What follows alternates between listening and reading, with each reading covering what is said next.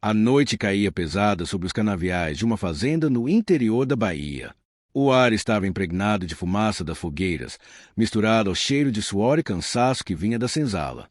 Homens e mulheres se deitavam no chão de terra batida, tentando recuperar forças depois de mais um dia sob o sol escaldante. Entre eles estava Rosa, uma jovem escrava de pele retinta e olhar profundo, que sempre buscava um pedaço de céu mesmo atrás das grades da vida que lhe fora imposta. Desde criança, Rosa aprenderá a calar. O chicote de ferro que estalava sobre as costas de quem ousasse falar demais era lembrança viva. Ainda assim, havia dentro dela um som que não se deixava aprisionar. Enquanto os outros dormiam, Rosa fechava os olhos e deixava escapar notas baixas, quase um sussurro.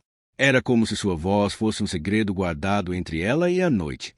Certa vez, enquanto murmurava uma cantiga antiga que aprenderá com a mãe, percebeu que alguns companheiros se ajeitavam para ouvir. Os olhos cansados ganhavam brilho, os rostos endurecidos se suavizavam. Rosa, assustada, parou, mas logo foi incentivada pelos sussurros.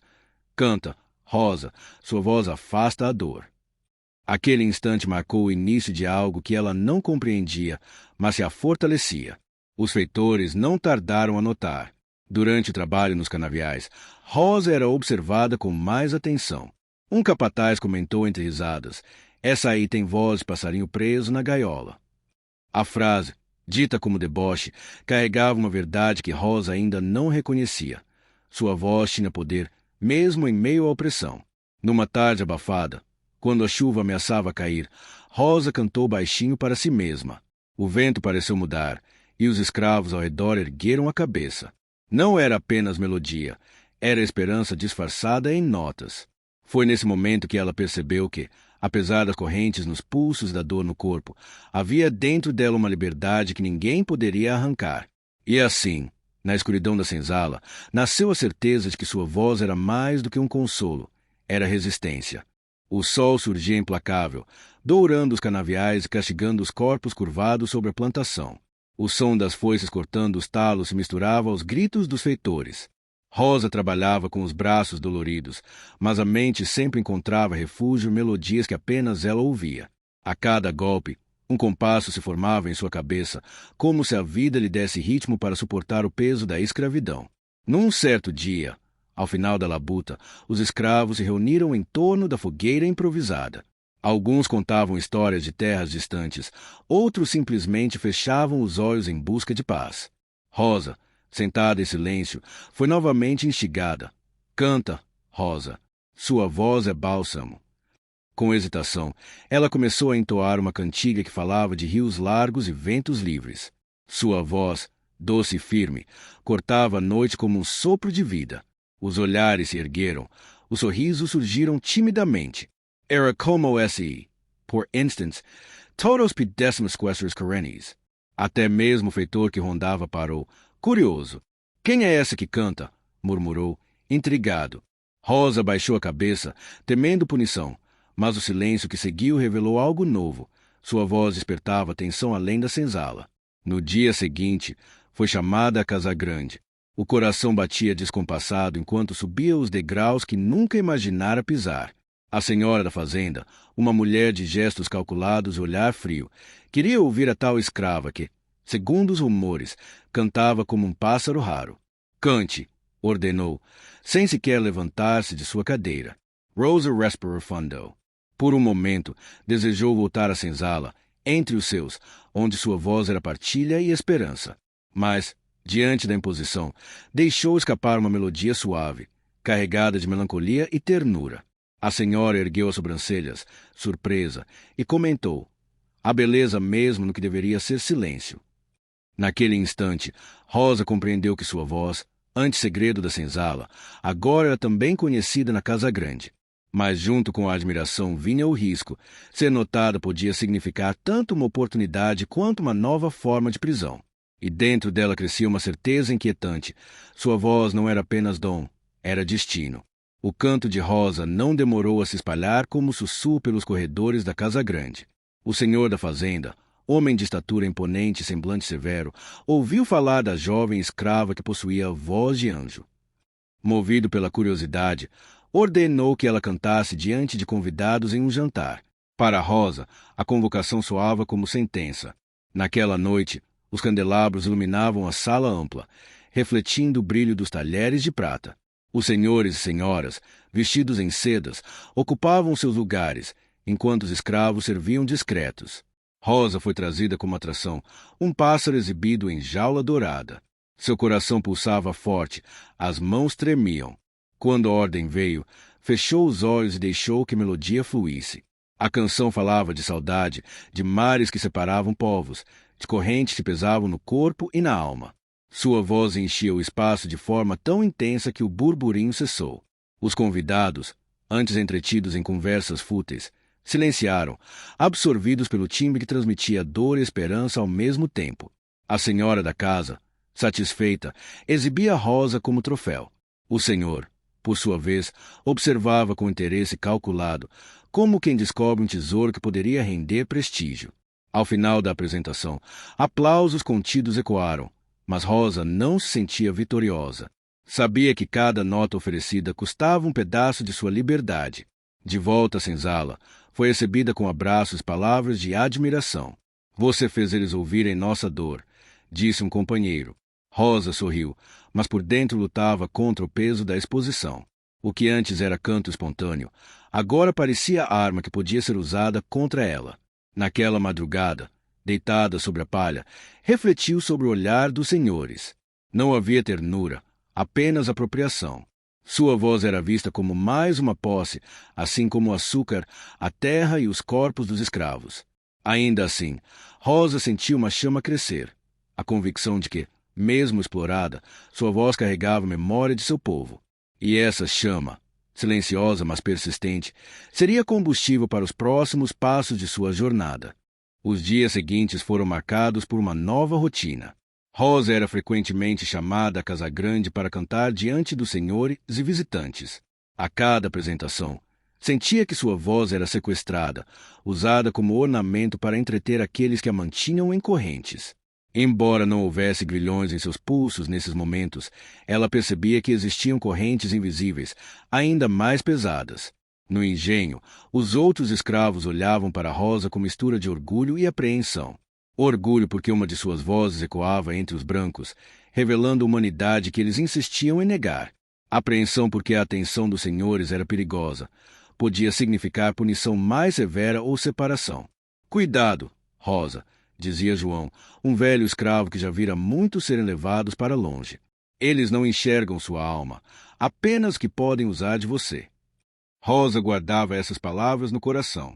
À noite, continuava a cantar para os companheiros, mas agora sua voz carregava não apenas esperança, mas também o peso da consciência. Sabia que cada melodia era escutada com avidez por aqueles que precisavam de consolo, mas também monitorada pelos feitores, atentos a qualquer sinal de rebeldia. Um episódio marcou profundamente esse período. Durante uma apresentação, um jovem senhor visitante, encantado com sua voz, sugeriu que Rosa fosse vendida para uma família no Rio de Janeiro, onde poderia cantar em saraus elegantes. A senhora da fazenda riu com desdém, dizendo: "Ela me pertence e aqui ficará." Para Rosa, aquelas palavras foram faca de dois gumes. Evitava a separação imediata, mas confirmava sua condição de posse. De volta à senzala, Rosa chorou em silêncio. Não pelas correntes visíveis, mas pelas invisíveis que aprendiam a olhar dos senhores. Porém, ao erguer a voz novamente, percebeu que, apesar de tudo, sua canção ainda era resistência. Naquele morava algo que ninguém poderia comprar: a lembrança de sua mãe, o eco de seu povo e a promessa de que a liberdade, um dia, floresceria. Na senzala, começava a surgir um movimento discreto de resistência. Alguns escravos planejavam fugas, outros buscavam formas de enfraquecer o sistema do engenho. Rosa, sem nunca ter participado de conspirações, foi surpreendida quando João, o velho companheiro, aproximou-se dela certa noite. Sua voz pode ser mais que consolo. Pode ser sinal, sussurrou. Intrigada, Rosa ouviu os planos. Eles pretendiam organizar uma fuga para o quilombo próximo, onde homens e mulheres já haviam construído uma comunidade livre. Mas precisavam de um sinal seguro, algo que não levantasse suspeitas. João acreditava que o canto de Rosa poderia guiar os companheiros, disfarçado como simples melodia. A ideia a aterrorizou. Se fosse descoberta, não só ela, mas todos pagariam caro. No entanto, também lhe dava sentido novo. Rosa passou a cantar de forma mais intencional, escondendo mensagens nas escolhas das palavras e dos ritmos. Uma cantiga de rio poderia significar que o caminho estaria livre, uma melodia mais lenta, que os feitores estavam atentos. Os companheiros começaram a compreender o código. A cada nota, a esperança ganhava corpo. Rosa sentia o coração acelerar cada vez que entoava suas canções na senzala, pois sabia que agora sua voz era mais que consolo, era a arma silenciosa contra a opressão. Certa noite, enquanto o vento trazia o cheiro da chuva, Rosa ergueu a voz mais uma vez. Cantou sobre estradas abertas, sobre pés que corriam livres pela terra. Os olhares se encontraram, cúmplices, e naquele instante todos entenderam. A fuga estava próxima. Apesar do medo, Rosa sentia-se mais viva do que nunca. Sabia que sua voz podia tanto libertar quanto condenar. E enquanto deitava-se sobre a palha, pensava na mãe, que lhe ensinara a primeira canção ainda criança. Talvez fosse destino que sua herança se tornasse a centelha de uma rebelião. A lua crescente iluminava o engenho com claridade suave, projetando sombras longas pelos canaviais. Era a noite escolhida. O coração de Rosa batia descompassado, mas sua voz manteve a firmeza necessária. Antes que todos se deitassem, entoou uma cantiga serena, aparentemente inofensiva. Nas entrelinhas, porém, o aviso estava dado. É hoje. Os companheiros trocaram olhares discretos. Alguns fingiam dormir, outros se preparavam em silêncio. A tensão era quase palpável, como se o ar carregasse eletricidade. Rosa, apesar do medo, cantava baixinho para manter a calma, repetindo versos que falavam de mar aberto e vento favorável. Quando a madrugada avançou, João fez o primeiro movimento. Com passos cautelosos, abriu a porta enferrujada da senzala, que havia sido preparada dias antes. Os que participariam da fuga levantaram-se rapidamente, mas sem ruído. Rosa caminhava entre eles, sentindo as pernas tremerem. O canavial parecia um labirinto de sombras. A cada estalo de galho, o medo da captura aumentava. Mas sua voz, mesmo em sussurros, guiava o grupo. Cantava trechos curtos, quase imperceptíveis, que indicavam direção e coragem. Para os fugitivos, aquilo era bússola e fortaleza. De repente, um latido distante cortou a noite. Os corações dispararam. Os cães do feitor não tardariam a farejar o grupo. Rosa segurou o fôlego, mas continuou cantando, agora mais baixo, quase como prece. Adiante, sempre adiante, dizia o som escondido em sua melodia. Após horas de caminhada, chegaram à beira de um rio. A travessia seria arriscada, mas necessária. Rosa foi a primeira a molhar os pés na água, mostrando que o medo não os venceria. Um a um, atravessaram, carregando nos ombros a esperança de uma vida nova. Quando alcançaram a outra margem, respiraram fundo. Ainda não estavam salvos, mas haviam vencido a primeira barreira. Rosa olhou para trás, para o engenho distante, e sentiu lágrimas descerem pelo rosto. Não era apenas fuga. Era o nascimento de algo maior. A certeza de que sua voz, antes prisão, agora era caminho para a liberdade. A chegada ao quilombo foi marcada por desconfiança inicial. Os fugitivos foram recebidos por homens e mulheres armados, que os observavam com cautela. Após reconhecer João, um dos guardas os conduziu para dentro. Rosa ficou impressionada ao ver crianças correndo livres, homens cultivando a terra e mulheres cantando sem medo. Era um mundo novo, distante da opressão do engenho. O líder do quilombo, homem de porte firme chamado Zumbi, ouviu a história com atenção. Quando Rosa foi mencionada, pediram que ela cantasse. A princípio, sentiu o mesmo frio na barriga de quando era exibida na Casa Grande. Mas ao perceber que ali ninguém havia como posse, deixou sua voz fluir com sinceridade. A melodia encheu o espaço de emoção, e os rostos endurecidos se suavizaram. Você traz força com sua voz, disse Zumbi, após o silêncio respeitoso que seguiu. Aqui, cada dom serve à comunidade. Sua canção será escudo e também bandeira. Rosa, emocionada, sentiu pela primeira vez que sua voz não era usada contra ela, mas oferecida como contribuição. Os dias no quilombo transformaram Rosa. Ela ajudava nas plantações, aprendia a cozinhar coletivamente. Sobretudo, cantava em momentos de celebração e luto. Sua voz unia, curava, lembrava a todos de onde vinham e para onde sonhavam ir. Certa noite, ao redor da fogueira, uma jovem lhe perguntou: Rosa, por que canta tanto de dor, mesmo agora que somos livres? Ela sorriu, olhando para as estrelas. Porque a dor não se apaga. Ela vira memória. E a memória é o que nos mantém vivos. Naquele quilombo, Rosa encontrou não apenas abrigo, mas identidade.